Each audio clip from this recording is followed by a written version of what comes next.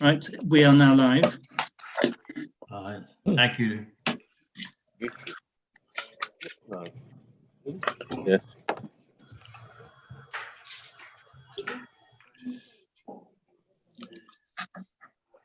Good morning, everybody. I'm Councillor Blackall, chairing the meeting today. I would like to introduce my fellow councillors, Karen Burgess and Mike Morgan, who are the other members of this committee. And there was no apologies for actions. The first thing I would like to do is to ask the monitoring officer to go through the procedures for the meeting. Thank you. Thank you, Chairman. If I could just introduce myself. Yes, Sharon Evans, the monitoring officer of the council, but also the head of legal. So I'm here as the legal advisor for this meeting. If I can just run through some procedural requirements with regard to using Zoom. As most of you are aware, new regulations were introduced to enable councils to hold its meetings and most of its meetings to allow those participating to attend remotely, as we have done this morning. Consequently, the following procedures will apply. We ask that during the meeting, all members and officers and guests mute their microphones in order to limit the background noise. Your microphone will need to remain mute until such time as the chairman asks you to speak. And if you do wish to speak, you should do so by using the raise hand function found on Zoom. The chairman will know that you have indicated your wish to speak, and the chairman has absolute discretion as to the order that it would like participants to speak. When it is your turn, the chairman will call your name, and it is then that you unmute your microphone. Once you have spoken, please remember to lower your raised hand and mute your microphone once more. Now, importantly, if you lose full connection to the meeting, you need to reconnect by using the same emailed calendar link and password that you used previously. If you want to raise a point of order or make a personal explanation, point of clarification during this meeting, you again will need to unmute your microphone and interrupt the meeting and say point of order or personal explanation, and the chairman will hear you next. Now, the chairman will wish to adjourn the meeting at some point to allow for deliberation, and members of the public will be held in a holding room for the deliberations to take place. Once deliberations have finished, the meeting will then be reconvened and members of the public will be able to join us, and we will stream live again. Thank you, Chairman.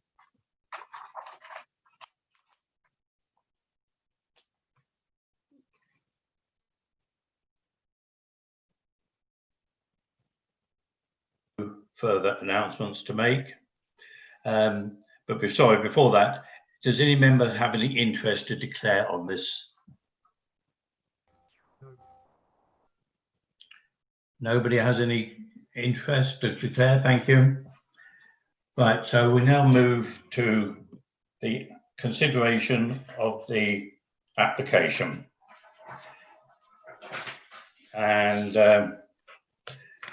the application is that application for the variation of premises license under Section 34 of the Licenses Act 2003. And this is presented by Mr. Gatt and of the Frog and Nightgown in Wimbledon Dame Faygate. I think we've all seen the recommendations there. Do I need to read them all out?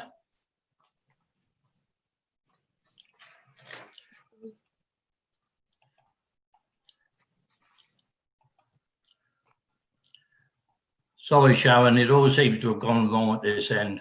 It hasn't gone wrong at all, Chairman. If you would like me to, I can just explain the process. Yeah. Shall I continue? Sure. Okay, so the subcommittee are here to determine the application, and they will determine this application under the following licensing objectives. And these are the prevention of crime and disorder, prevention of public nuisance, the protection of children from harm, and public safety. Now, the application is for a variation, and it relates to the following matters: the sale of alcohol, the sale and supply of alcohol for consumption on and off the premises. And Monday to Sunday, the hours are 9 till 11, 2300 hours. Premises open to the public, Monday to Sunday, 900 hours till 2300 hours. Live music indoors and outdoors, Monday to Sunday, the hours 900 hours to 2300 hours. Now it was, the application was limited to 3 times per week, but we will speak about some of the detail later on. Recorded music indoors and outdoors, Monday to Sunday, 900 hours till 2300 hours. And to increase the licensable area to include the garden area. And there are plans, it shows the area shown in red. And that's again, the plan is held in the agenda. Representations, there were 4 representations that were made against the application to vary the licence, hence the need for this subcommittee. Representations have been made with regard to safety, public safety and nuisance. And again, I think it's important to say, and it might be that officers will conclude on this, but with regard to other objections, Sussex Police gave no objection, West Sussex Fire and Rescue, no objection, Public Health, there was no objection, Health and Safety Executive made no representation, Trading Standards, no representation, and the Local Planning Authority, no representation. Right, thank you for that, Sharon. Can we call upon the applicant, Mr. Richie Gatt, to make his submission? Good morning. Can you all hear me? Hope so. I'm muted myself. Just like to run through the background of why we actually applied for this variation in the first place. As you're sure you're all aware, we're in a situation with this COVID-19 virus. And back in June, early June, there was an inkling of what may happen with the government allowing pubs to reopen. And it was quite possible that we would have to use the garden as a bar area because they weren't going to allow inside operations. So that was the basis behind the application to allow us to actually have a bar in the garden if we needed. Now, initially, when we bought this premises 4 years ago, we applied for a license and probably didn't apply for the correct license, as I think most pubs in the area have the garden and the inside on the same licensing regime. We didn't have that, so we took the opportunity to vary the license to add the garden area so that we could have a bar in the garden. Now, we have not changed at all any of the opening hours. We've added the opening hours to the garden, which effectively is if we wanted to have a bar in the garden. Now, in hindsight, the government rules have allowed us to have the bar inside and serve people mainly sitting in the garden. Of course, we don't know what's going to happen in the next few months. It could well possibly be that we're back to something more of a lockdown coming along. So hence we would like to still carry on with the application. Now, the other addition that comes with the application is the extension of having live music in the garden. I know this is a hot topic. In the past, because we haven't had the actual license for that, if we wanted to have an event in the garden, we had to apply for a temporary events notice. So as we were applying for the garden to be added to the premises license, we decided to add that, tick that box on the application and to add the option of live music in the garden. Now we've had discussions with the environmental health officer and come up with suggestions to limit the numbers of events that we could have, and also to have some kind of control over the noise that emanated from the premises to try and restrict that. And that's the basis of the application. I think the way the notice was worded, the way the notice has to be worded, I gather, caused a bit of confusion with some of the residents, and they assumed that we were extending the licensing hours by a lot because they probably didn't know what the original licensing hours were, which is fair enough. But they haven't changed at all, the licensing hours. So in a nutshell, I don't think we're creating any more of a public nuisance or any more public safety than we would if we were carrying on with the licence as it were.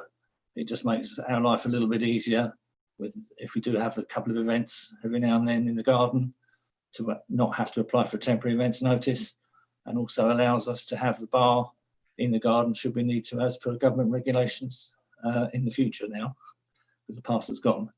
I hope that explains why we came about this variation and the need for it. Thank you. Thank you, Mr. Ritchie. Can I ask you a couple of questions on that? Yes. Obviously, noise is a big complaint from some of your neighbours. Yeah. But what measures will you put in place to restrict the noise moving outside your premises in the garden? Well, I think it's first to say it's not just the outside noise that has caused some complaints. It's quite a small pub, as you may or may not know, and if it's hot in there, the windows and doors are sometimes left open.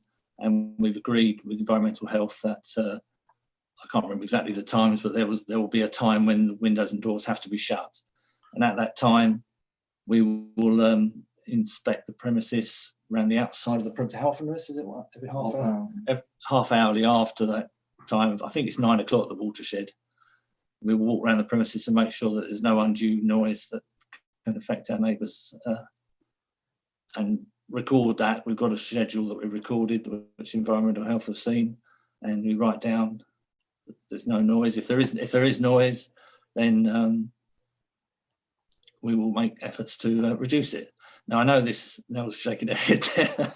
I know that this is only just been, we only started this in October, so I've only had one event since then, and I hope that it was managed to control it effectively. I mean, we do appreciate that noise is an issue in a quiet rural environment. We do try and mitigate it to our neighbours, and hopefully we will carry on doing that and not being a nuisance. Is that the only question you asked? Sorry. Sorry. And what have you learned about policing this and going around and monitoring it? Are you certain you've got measures in place now that you do monitor it in the way you've described?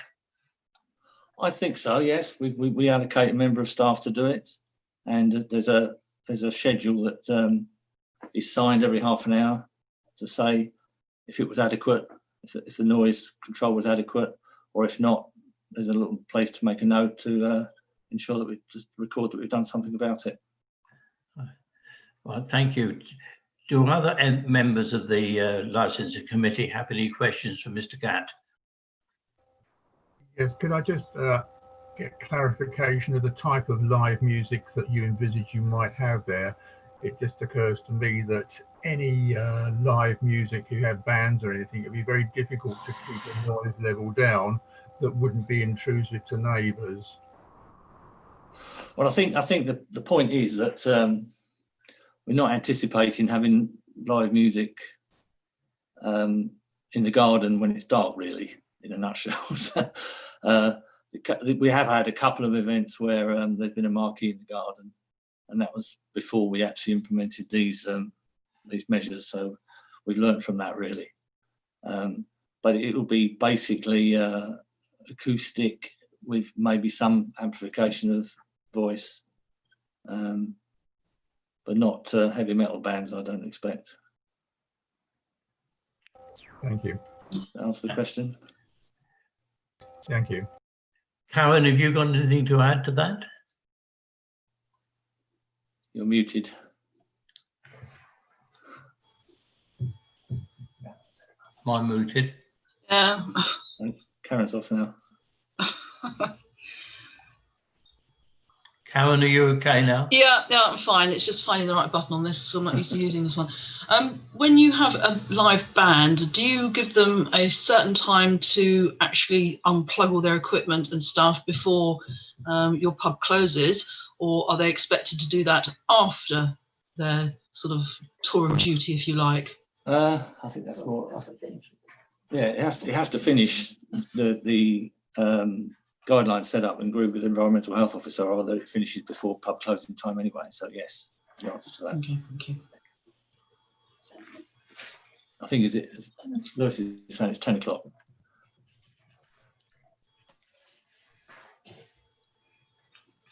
For outside, that is, isn't it? Yeah, outside. Yeah. Thank you. Okay, can we move then?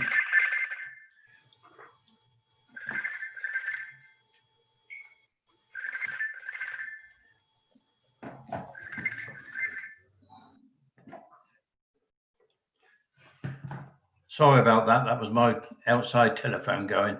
Couldn't cut it up. Right, can we go to members of the public now? Do we have any first person to speak there?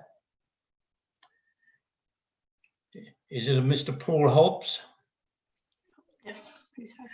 Or do we have?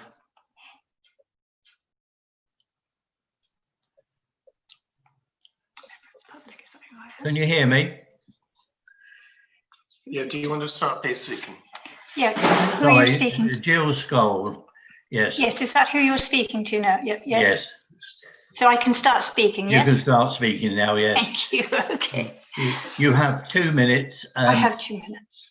But if you feel you need a little longer, we will allow you slightly longer than that. Do continue. Very kind of you, that's very kind of you. Otherwise I might speak too fast. Okay. The committee has read the representations from local residents against the grant of the application. We believe it does not promote the 4 licence objectives. The Frog and Nightgown was a charming village pub for 20 years under previous management, and these owners have sadly passed away. Customers enjoyed their friendly service inside the pub and in the garden. There were occasional events, quiz nights, Morris dancing, but these were not oversubscribed. The appeal of the pub was its quiet country location. Parking was never an issue. 4 years ago, the Frog and Nightgown came under new management, and local residents quickly learned that they intended to maximise the return on their investment at any cost. Their goal was to increase footfall, regardless of limited space, safety, parking, and the adverse effects on the local residents, all contrary to the 4 licence objectives. Residents do not believe the licensees manage their premises safely in accordance with their existing licence. Our representations list many examples of this, and our complaints and concerns are logged with the relevant officers in the Horsham District Council. Pub regulars and friends of management are regularly seen sleeping it off overnight in their cars. Extending their area of sales to include the pub garden, which is currently also used by children and dogs, would increase the existing problem of managing, logging the intake of alcohol of their clients. This extension should not be granted. The Frog and Nightgown has requested to extend recorded and live music to take place inside and outside the pub, 0900 to 2300 hours. Lewis, Ritchie and Coral Gatt have a history of non-compliance under their current licence. Every effort was made to reach an amicable arrangement through the relevant departments at Horsham District Council to manage, control the noise times from this loud music. The introduction of temporary advance notices last year for every event appears to have worked, and we would request that this remains in place. We note that Paul Hobbs, Environmental Officer, had a licence meeting with Ritchie Gatt in June. Paul suggested that external noise monitoring to ensure the noise is barely audible outside the nearest noise-sensitive property could be a condition. We do not believe this extension of live and recorded music inside and outside should be granted to the Frog and Nightgown pub, and self-monitoring should not be viewed as an appropriate condition. Thank you. Thank you, Mr. Bowles. Do we have any other objectors there that wish to speak now? Yes, can I speak? Yes, Okay. Can you hear me? yes, fine. Okay. That's Mrs. Merriman, is it? That's Mrs. Merriam, yes. Thank you. You'll see, no doubt you've all seen my representations, Yes, particularly page 44 of your pack. So my 2 minutes starts now, is that right? yes, 2 minutes there, but as with the previous speaker, if you want to take it slowly, it takes a little bit longer, that's fine. Okay, thank you very much indeed. Appreciate the chance. The application states that the variation is sought in the light of COVID. While sympathetic to the impact of lockdown on pubs, this proposal is for a permanent relaxation of the licence and would result in immense permanent harm to us neighbours. Under the current licence, the pub already causes major disturbance to its neighbours. Any relaxation would greatly compound these issues. Our lives have already been made a misery by hour after hour of live and recorded music being blasted out from both inside and outside the pub. Even indoors in our home with the windows shut, we are unable to escape the throbbing music emanated from inside the pub. The idea of the pub being permitted to play either recorded or live music from outside the pub from 9 a.m. to 11 p.m. every day of the year would be unbearable. While 10 approved events have made life very unpleasant, the removal of even this element of control causes us huge anxiety. References to music being barely audible and to noise being monitored by the pub itself give us no comfort given the history since this licensee took over. Extending hours, including an extra hour and a half on Christmas Eve and New Year's Eve, which has not so far been mentioned, widening sales to the pub garden, and the proposal to allow off-licence takeaway sales would all greatly compound the issues of unsafe blocking of Wynland Road, the nuisance caused by customers shouting, revving cars, hooting, slamming doors, littering, and would generate an unremitting stream of extra traffic, driving, parking, and turning in this very narrow lane. After decades of living harmoniously with the pub, our lives have been severely adversely affected since the current licensees took over. Our home, 6 of us living here, living and working at home, being just meters from the pub, is the property most affected by the pub's activities, and we have no escape.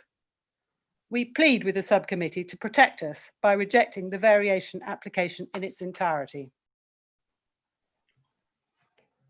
Thank you, Mrs. Merriman. Do we have any other objectors, any other comments from members of the public?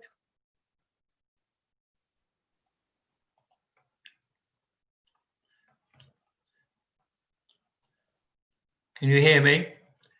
It's ridiculous.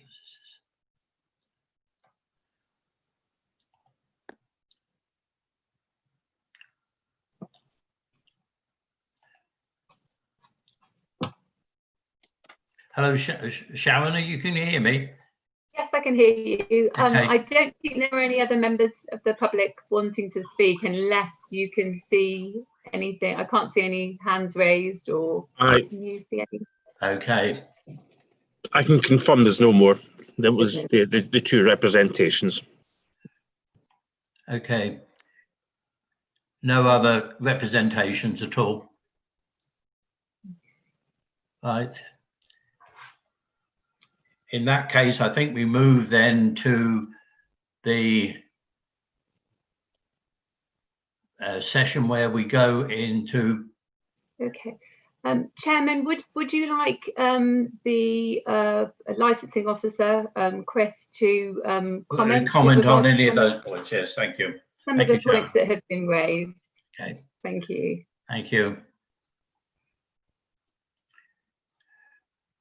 Can we call on Chris Boyle? Yeah, I've got no further comments. Everything that relates to the application is in front of you. If you have any further questions of myself, then please feel free to ask away. Right. Well, just so that it's clear to everybody listening, the council has in fact investigated these complaints, and clearly with Parkhead there's nothing we can do about it. But what is your feeling on the complaints that have been made? How frequently and how many? Do we know? Yes, we do. We have had a number of complaints over the last 18 months, 2 years. A lot of them do not, yes, are related to the pub, but do not directly fall underneath the Licensing Act. So there's sometimes I can see where the complaint is going, but there is little action for myself to take, and it relates more to the responsible authorities such as Sussex Police and the district council the county council, sorry, to deal with, and which each time there is a complaint or at a point to make, it is passed on to the relevant authorities for them to action. Right, well, thank you, Chris, for that. Sharon, do we have any other comments that we would like to make as from the officers?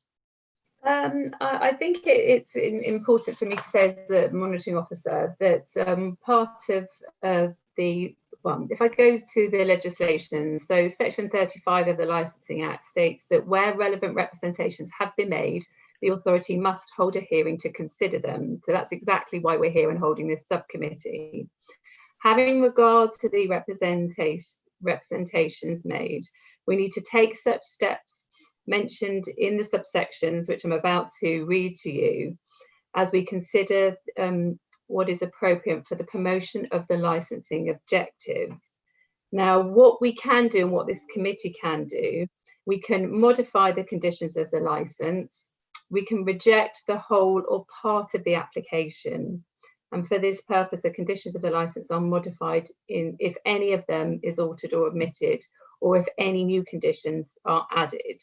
So we've listened and we've heard. We've also got all of the representations held and shown in the agenda of all the representations that have been made. We've taken those into account. It is also important, I think it's important for me to say legally, and again, the licensing officer can also mention this and as well and clarify this. Now, if the application was refused, and this is something that obviously it's in the gift of our members and they will deliberate and consider the representations that have been made, the license holders would actually still be able to play live and recorded music.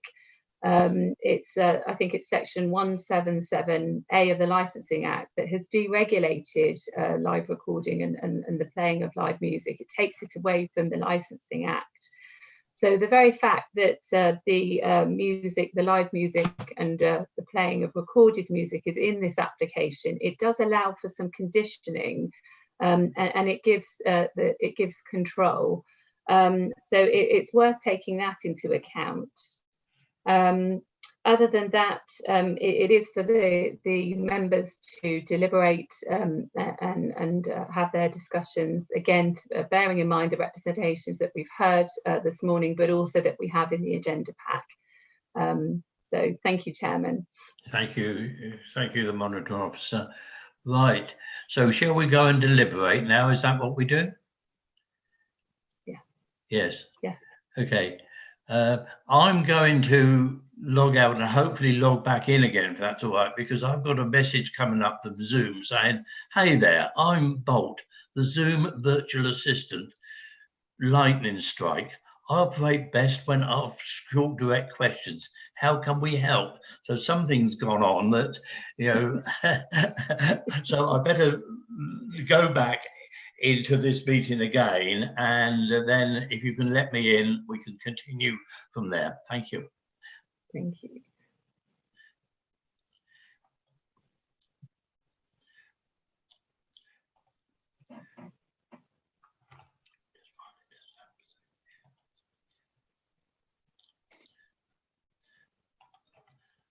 Still got Sharon coming up. We can still I can still see you, We're not